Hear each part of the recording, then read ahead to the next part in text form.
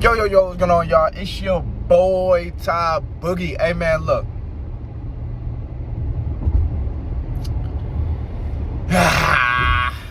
Listen, man, I understand. I've been there, I promise you. I think I done dealt with the worst type of social anxiety all of last year. It was just bad, y'all. It was bad, man. I was literally, it got so bad to the point I had to pray. Like, I mean, not gonna say it got so bad, but, you know, it did get bad. But I literally had to ask God, like, please remove this feeling. Please get rid of this. I want to enjoy life again. Things that I love doing, I couldn't do anymore. You know what I mean? But let me tell y'all something. I realized something about last year that was making me like that. And that's the beauty of life, y'all. There is a path for every place that you're in right now in your life, your job, your education, your relationships. There is a reason why you're there. There is a path that you took. There's something that happened that brought you there. It's the same thing with your emotions. It's the same thing with your output on life, how you see life. Now, I mean, there is a seed that was planted at one point in time in your life, whether you noticed it or not, and it created how you feel about life right now. My job and your job is to figure out what that seed was. What was that seed? So, a little transparency. So last year, I became pretty damn known on Instagram. Like, I mean, if you know anything about social media influencing, you know that Instagram is like one of the hardest things to get a lot of followers. When they started doing Reels, I started getting a lot of followers, but the type of followers I was getting was women. Like, mind you, I've always been doing comedy. You know what I mean? So it's like, I was getting but now I was doing like actual truthful word thought-provoking, statements and stuff like that. So for me, it was kind of like, wow, like, I'm getting a lot of just women that just like me, and it was just a lot to just receive all at once. And I didn't realize that it affected my everyday. Now, I mean, I was also in a situation that I questioned. Like, I was with somebody or whatever, and I questioned a lot of our situation, which made it question me a lot. It made me question a lot of things that I'll just regularly say to somebody in a regular conversation. I was questioning it because I wanted to always say the right thing. I feel like a lot of us have this issue. Both things I just said. We've been in a position where, and I made a video about this, where we felt like we can't trust ourselves no more. So now we're at a point where we want to come off as if we're damn near perfect. But that's not really a thing, yo. That's not really a thing. That's not like, people want to be cool so bad that they're trying. The coolest thing to do is to be you and just accept everything that's not perfect about you. There's nothing better than somebody that can laugh at themselves. Like, you ever been in a room with somebody? Like, let's just think on the outside. You ever been in a room with somebody and, like, they're just acting as if nothing's wrong with them, and you could tell it's just something's off about this person. Something's off, like they're forcing it too much. Like, comment below who that person is in your life right now. Like, they always try to make it seem like, oh no, I'm perfect, like life is great for me, like nothing ever goes wrong. Isn't being around that person a little uneasy? It's almost like a competition type of conversation. You know what I mean? Versus the person that could joke about what's wrong with them. Like, yeah, I got a big ass forehead. Like, you know what I mean? Yeah, like, I got big teeth. Like, you know what I mean? Like, being around that person, it's a lot more laxed. It lets you just be open. Now, think about yourself for a second. Ask yourself, are you somebody that you try to come off as perfect as possible? You don't want anybody to see your flaws? You want to seem cool? Now, I mean, like, are these things that without thinking about it, is that like a concern when you're talking to a girl, when you're talking to a stranger? Now, are you in your head and you're thinking, how is this person judging me? Because I'll tell you right now, that's the killer right there. We are so busy worrying about well, how does this person think? What is this person thinking about what I'm saying? What does this person see when they look at me? What do they do? What? And it's like, bruh, all of that is so unnecessary. Like, you're taking away the enjoyment of a person-to-person interaction because you're trying to see what's going on that your eyes can't see. And it's like, sometimes, most of the time, usually, you should just be present. Just enjoy the person-to-person interaction. Me, I'm like, you know what? Nothing has to come out of this conversation. Literally, you see my nephew back there? I'm trying to hide. But nothing has to happen out of this conversation. All I want to do is enjoy it. Let me find ways to enjoy it. I'm not sitting here trying to figure out how can they enjoy it. Because everybody, enjoyment is subjective. So it's subjective. So I don't put so much pressure on myself. Yo, say the perfect words. Nah, bro, don't say that. Say this. Nah, say the first thing you felt. And you know what's so funny? Stating the obvious. Like, somebody asked me, because they did some nonsense or whatever. And I've learned this. Like, this is like probably one of the coolest things about me that I can say. I'll state the obvious. Like, I know people run away from the obvious to sugarcoat the conversation, but I'll state the obvious and then sugarcoat. Then kind of butter it up with a joke. For an example, one of my friends, I hooked up with another friend, and I was rooting for her. I mean, I was like, I'm really rooting for you. She's like, oh my God. And she basically flaked on that first date. So she's like, oh my God, like, I'm so sorry, I was like, man, I was rooting for you. And, I'm not mad or nothing, but at the same time, it's like, damn. So she's like, you're not rooting for me no more? I was like, hell no. And it's like, in that moment, I could have easily just been like, oh no, and this is where a lot of people play. Oh no, yeah, I'm still rooting for you. Just do better. Say hell no. Hell no. I mean, but at this point in time, now you can root for yourself. That's exactly what I said. All she can do is laugh, because that was unexpected. That was the truth. Now, I mean, you hear what I'm saying. I got my message, but and I've become such an easier person to talk to. It's like, nah, he's gonna say what's on his mind, instead of caring how she's receiving it. We all know what not to say to not be disrespectful. But yo, we gotta get to a point where we're like, man, F what everybody else thinks. Like, I want you to get to the point where you realize that, I mean, people are gonna call it selfish, but assume that everybody wants to hear you. Get to the point where you assume that everybody wants to hear you. If you feel like you're not an interesting person, you don't really have much to talk about, you need to find more interest in life. Like, find more things to be interested. Did I say that word right? I don't know. Whatever. Who cares? You see that?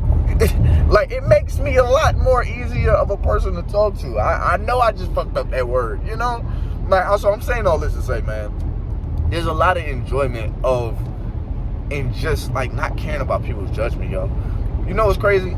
We look at older people, and older people always be like when you talk to them or whatever, like, my favorite thing to ask them is, like, what is something you would tell yourself at whatever age I'm at? So when I was 15, I would ask them when I'm 15. When I was 21, I asked them when I was 21. When I'm at this age, about to be 26, that's crazy, I'm about to be 26. Jesus, life is flying.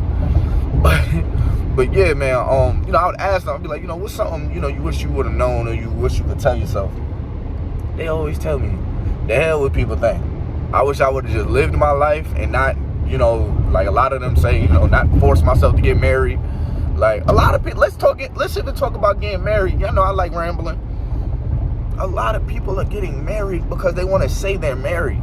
They feel like it's time. I'm getting too old. Do you not understand that getting married is not like getting a job? Getting married is not like switching colleges.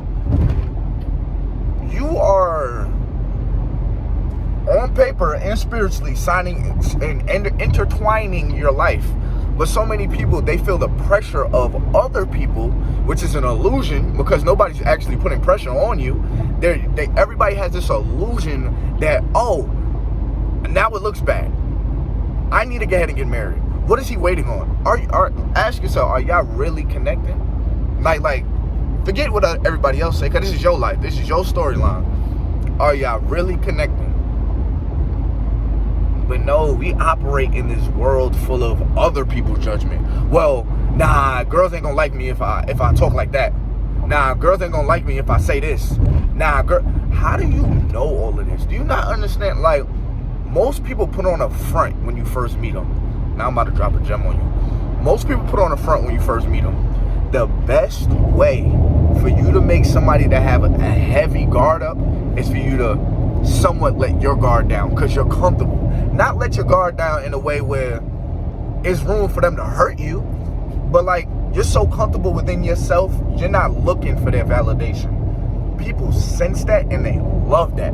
A stranger loves that. I was talking to this girl yesterday on Bingo Live. I was just on there networking or whatever, and you know, she was taking like callers to come in, like, you know, on her live or whatever.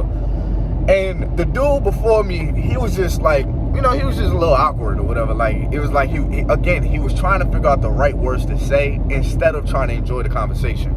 And I mean, he was along the lines of, like, she was like, where are you from?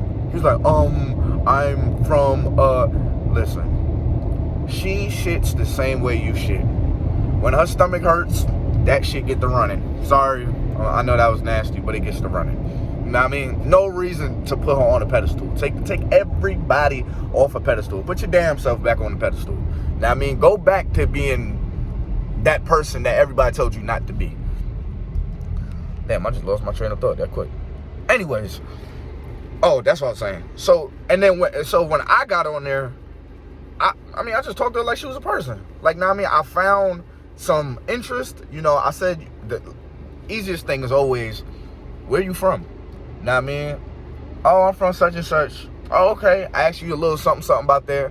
Think about it as if, like, you searched their hometown in Google. What would be something you would search? I mean, for me, if I go to, let's say, Milwaukee, what's some fun things to do in Milwaukee? You are now my Google. You're my search engine for wherever you live. That's the easiest thing to talk about, because people that's from where they from, they love talking about it. Now, I mean, that's the easiest thing. Then you can go into their interest. Oh, word. So, like, what's your hobbies? Like, what you do? Like, what you do when you're not working? What you do when you're not? And another thing I do is, if you ask somebody a question and it's a sudden question, like, I'm really dropping a gem on y'all right now, because I do this all the time and it always works. If you drop a sudden question that, like, it requires a lot of answer, don't ask it and then be quiet.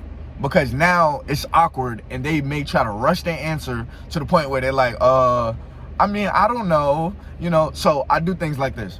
I'll be like, you know, what's your hobbies? And in that moment, they got to shift from where I'm from to my hobbies. So it's like, they're like, so they're trying to think quick. So what I do is I talk in the middle of that time. I explain what I'm talking about. By the time I get done explaining what I'm talking about, now they're free to answer it. Because they've been thinking about what's their hobbies the whole time. Don't make it awkward. It literally kills the awkward moment. Because that moment can be very awkward. Like when you hit somebody. So, for example, what's your hobbies? I pause, because that's the question. Second, like, what do you like to do? You know, when you, I mean, they already know what the hell a hobby is. Like, what do you like to do when you're, when you're not at work, when you just want to free your mind, when you just want to just be you, feel present? Like, you know, what is something that you really like to do? And something that everybody else doesn't really agree with, maybe, or doesn't know about you. Like, like, if I want to add a little spice on it. Now, me saying all of that, now it's like, okay, now that you've been talking a little extra, I have an answer. I got an answer for you. But, somebody calling. But yeah, I just wanted to tell y'all that stop trying to be cool. Trying to be cool is probably the corniest thing you can do. Trying to impress somebody is the corniest thing you can do. Why? Because as humans, we have power to feel other humans. So we can feel when somebody else is trying to do something.